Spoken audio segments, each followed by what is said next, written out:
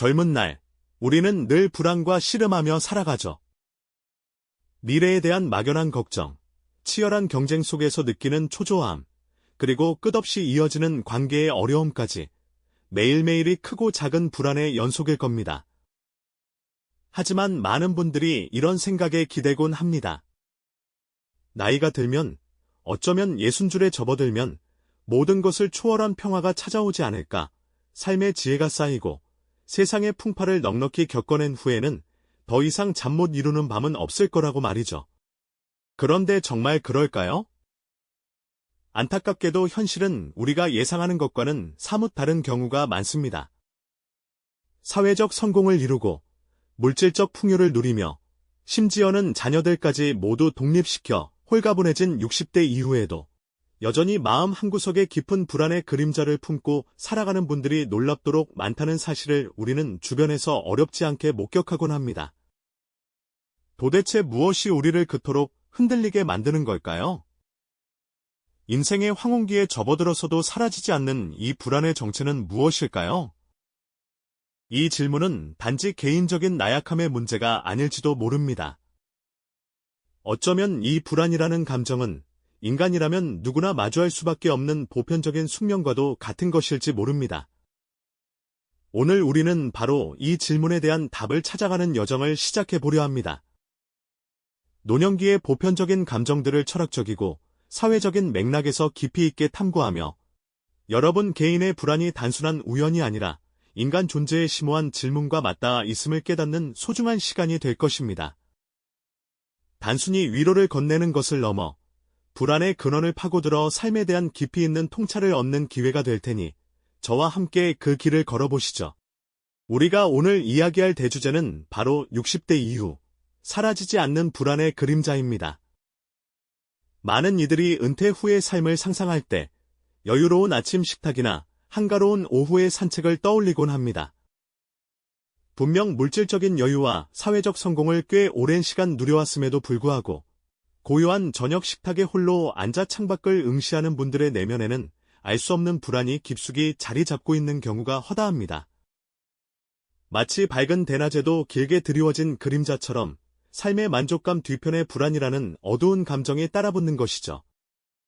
이러한 현상을 두고 19세기 독일의 철학자 아르투어 쇼펜하우어는 인간 존재의 본질적인 특성에서 그 해답을 찾기도 했습니다. 그는 인간의 삶 자체가 고통과 불안으로 가득하며 이는 우리가 가진 삶의 의지, 윌러줌 네이번에서 비롯된다고 보았습니다.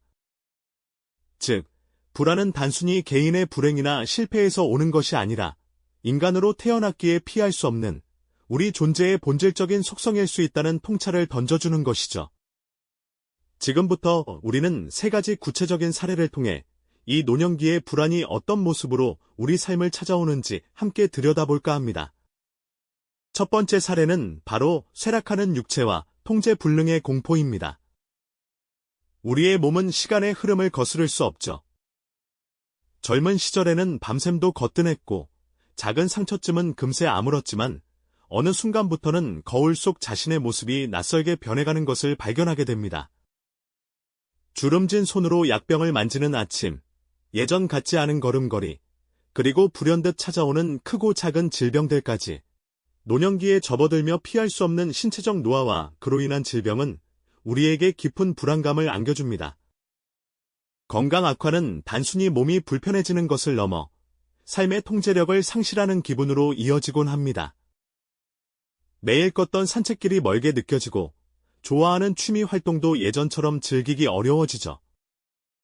갑작스러운 건강 악화로 인해 삶의 패턴이 송두리째 무너져버린 은퇴한 기업가의 이야기를 들어볼까요? 평생을 일에 매달려 누구보다 강인하게 살아왔던 그분은 은퇴 후 여유를 즐기려던 찰나 갑작스러운 투병 생활을 시작하게 되었습니다. 스스로 모든 것을 결정하고 이끌어왔던 삶에서 이제는 병원 복도를 휠체어에 의지해 이동하고 타인의 도움을 받아야만 하는 상황에 놓인 것이죠.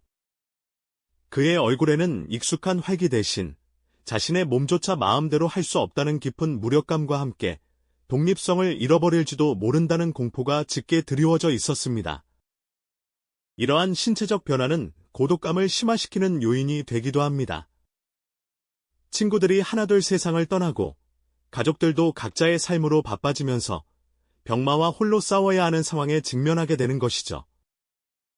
텅 빈 휠체어가 놓인 방에서 점차 흐려지는 창밖 풍경을 바라보며 느끼는 불안은 단순한 불편함을 넘어 존재론적인 공포로까지 다가올 수 있습니다. 언제까지 내 몸이 나를 지탱해줄까? 언제까지 스스로를 돌볼 수 있을까? 하는 질문들은 노년기의 밤을 더욱 길게 만드는 주범이 되곤 합니다. 이러한 육체적 쇠퇴는 단순히 몸의 불편함을 넘어 삶의 의미를 다시금 되묻게 하는 계기가 되기도 합니다. 젊은 시절 우리는 일과 가족, 사회적 역할 속에서 자신의 존재 가치를 찾았죠. 밤낮 없이 매달렸던 직업, 헌신했던 자녀들의 성장, 그 모든 것이 나의 이름표이자 존재의 이유였을 겁니다. 하지만 은퇴라는 전환점을 맞이하거나 자녀들이 모두 독립하여 빈 둥지를 만들었을 때 우리는 문득 삶의 목적이 흔들리는 경험을 하게 됩니다. 마치 한때는 사람들로 북적이던 거대한 사무실이 문을 닫고 텅 비어버린 것처럼 평생을 바쳐 일궈온 자신의 자리가 사라진 듯한 공허함이 밀려오는 것이죠. 한 기업의 최고 경영자로 수십 년간 활약하며 수많은 결정을 내렸던 분이 은퇴 후 매일 아침 갈 곳을 잃은 채 거실 소파에 앉아 멍하니 창밖을 바라보는 모습은 결코 드문 풍경이 아닙니다. 과거의 영광을 상징하는 빛바랜 상패와 사진들을 말없이 응시하며 나는 이제 무엇을 위해 살아야 하는가 하는 근원적인 질문과 마주하게 되는 거죠. 이처럼 사회적 역할의 상실은 한 개인의 정체성을 뿌리째 흔들며 깊은 무력감과 함께 존재 가치에 대한 회의를 불러일으키는 가장 큰 불안 요인이 됩니다. 한때는 활기 넘치던 공간의 정적 속에서 홀로 걷는 뒷모습은 그 어떤 말보다 많은 이야기를 담고 있는 듯 보입니다. 삶의 의미가 흔들리는 불안감은 또 다른 근원적인 두려움과 맞닿아 있습니다. 바로 삶의 유한성을 더욱 명확하게 인지하게 되면서 찾아오는 죽음에 대한 불안, 그리고 죽음 이후의 미지에 대한 두려움이죠. 노년기에는 주변 친구나 지인들의 부고 소식이 잦아지면서 자신의 삶 또한 끝이 있음을 더욱 생생하게 실감하게 됩니다. 고요히 지는 해를 바라보며 문득 인생의 황혼기가 가까워졌음을 느끼는 순간은 숙연함과 함께 알 수 없는 두려움을 동반하죠. 낡은 앨범을 펼쳐 젊은 시절에 활기 넘치던 내 모습을 바라보다가 거울 속 주름진 현재의 얼굴과 교차하며 흘러간 시간에 대한 아쉬움과 함께 다가올 마지막에 대한 복잡한 심경에 사로잡히곤 합니다. 그때 그 일을 왜 하지 못했을까? 조금 더 용기 냈다면 어땠을까 하는 과거의 후회와 아직 이루지 못한 미래에 대한 미련이 증폭되면서 마음속 깊은 곳에서 불안이 솟아오르는 것입니다. 철학자 쇼펜하우어는 인간에게 삶의 의지가 본질적으로 내재되어 있다고 말했습니다. 이 의지는 끊임없이 삶을 갈구하고 지속하려 하지만 동시에 죽음이라는 그림자는 늘 우리 곁을 맴돌며 존재의 한계를 일깨워주죠. 마치 가을날 떨어지는 낙엽처럼 혹은 해변에 부서지는 파도처럼 모든 생명은 결국 소멸한다는 자연의 이치를 받아들이면서도 우리는 그 미지의 세계 앞에서 근원적인 두려움을 느끼게 됩니다. 이 두려움은 단순히 개인적인 감정을 넘어 인간이라면 누구나 마주할 수밖에 없는 보편적인 숙명과도 같은 것이 아닐까요? 이처럼 노년기의 불안은 몸의 쇠퇴나 역할의 상실을 넘어 삶과 죽음이라는 가장 근본적인 질문 앞에서 우리를 멈춰 서게 합니다. 우리를 멈춰 서게 하는 그 질문들 속에는 우리가 살아온 세월의 의미와 존재 가치에 대한 깊은 성찰이 담겨 있기도 하죠. 오랜 시간 우리를 지탱해주던 사회적 역할이나 가족 내에서의 위치가 변화하면서 문득 나는 누구인가, 무엇을 위해 살아왔고, 앞으로는 무엇을 해야 하는가 하는 근원적인 질문과 마주하게 되는 경우가 많습니다. 젊은 시절에는 바쁘게 일하며 성과를 내고 자녀를 양육하는 과정에서 삶의 목적이 비교적 분명하게 느껴졌을 겁니다. 하지만 은퇴와 함께 직함이 사라지고 자녀들이 독립하여 각자의 삶을 찾아 떠나면 갑자기 텅 빈 공간과 시간 앞에서 막막함을 느끼게 되는 거죠. 마치 수십 년간 활기 넘치던 공장이 문을 닫고 정적만 흐르는 것처럼 한때는 열정으로 가득했던 우리의 일상이 예상치 못한 공허함으로 채워지는 순간이 찾아옵니다. 과거에 화려했던 경력이나 빛나는 성과들이 현재의 이 깊은 허전함을 채워주지 못할 때 우리는 말로 표현하기 힘든 무력감과 무의미함에 빠져들게 되죠. 어쩌면 평생을 한 기업에 몸담으며 오직 일에만 매진했던 한 기업가의 모습이 떠오를 수도 있습니다. 그는 수많은 상패와 찬사를 받으며 성공적인 삶을 살았지만 은퇴 후 텅 빈 사무실 의자를 말없이 바라보거나 오래된 사진첩 속 젊은 시절의 자신을 보며 깊은 상실감을 느꼈을지도 모릅니다. 한때는 그가 없으면 안 될 것 같았던 자리였지만 이제는 다른 누군가가 그 자리를 채우고 있고 자신은 더 이상 그 시스템 안에 존재하지 않는다는 현실은 존재의 가치를 다시금 되묻게 하는 불안으로 다가올 겁니다. 이처럼 삶의 의미를 재정의해야 하는 시점에서 또 다른 거대한 그림자가 드리워지곤 합니다. 바로 죽음이라는 피할 수 없는 현실 앞에서 느끼는 근원적인 두려움이죠.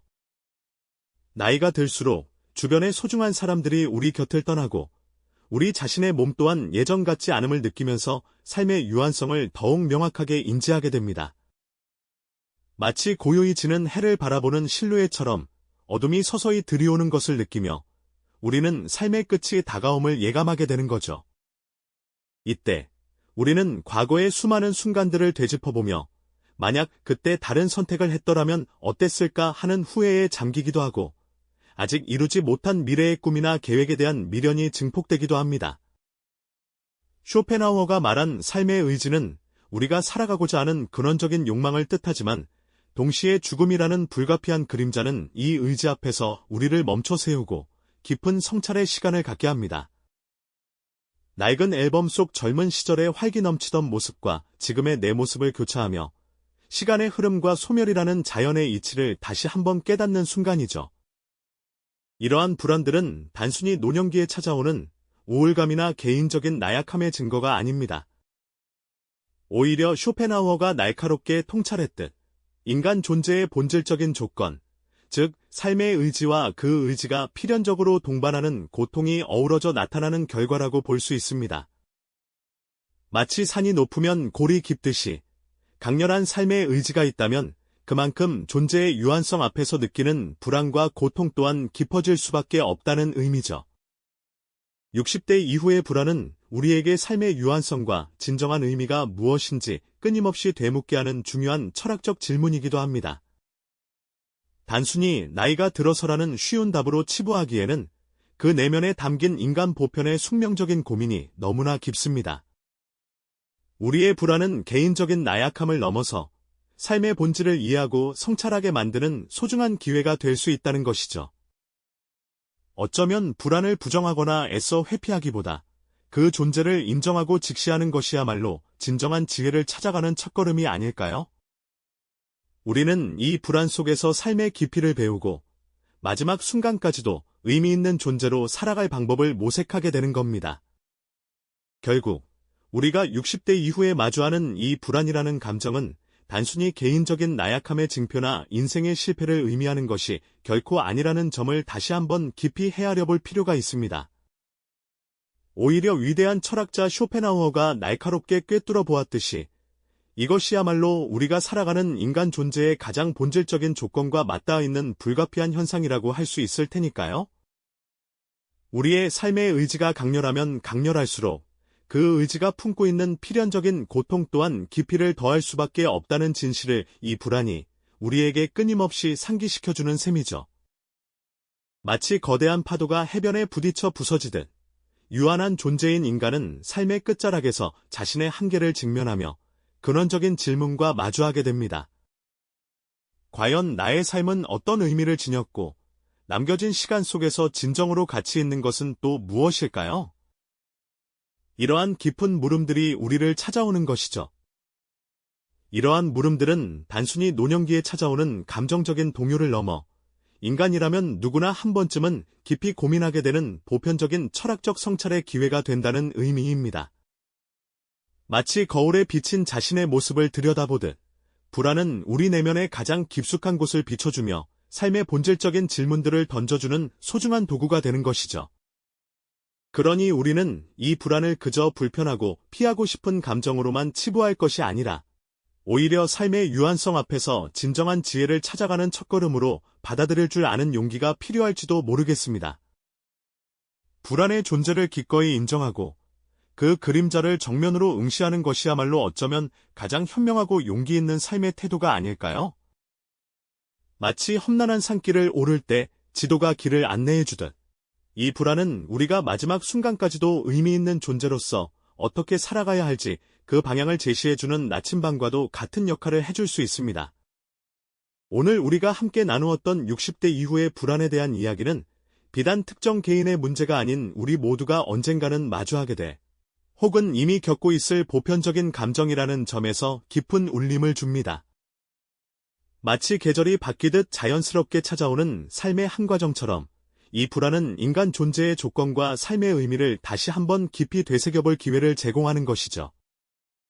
우리가 이 불안을 단순히 제거해야 할 대상으로만 바라보지 않고 오히려 인간의 한계를 이해하고 삶의 진정한 가치를 재정립하는 중요한 계기로 삼을 수 있다면 얼마나 좋을까요?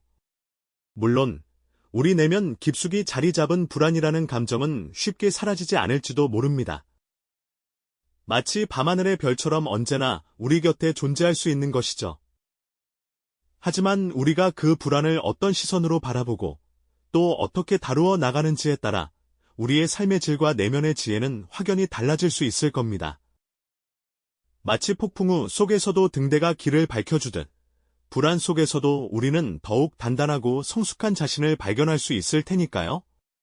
그렇다면 이처럼 깊고 근원적인 불안의 물결 속에서 우리는 과연 어떻게 마음의 평온을 찾고 마지막까지 의미 있고 충만한 삶을 지속해 나갈 수 있을까요? 쇼펜하워를 비롯하여 인류의 지혜를 탐구해온 수많은 철학자들이 오랜 세월 동안 고민하고 탐구해온 불안을 다루는 지혜는 과연 어떤 모습일까요? 이제는 그들의 깊은 통찰 속에서 우리 삶의 질문에 대한 해답을 함께 찾아볼 시간입니다. 이 영상이 도움이 되셨다면 좋아요와 구독 부탁드립니다. 여러분의 응원이 제게 큰 힘이 됩니다. 다음 영상에서도 더 유용한 정보를 공유하겠습니다. 감사합니다.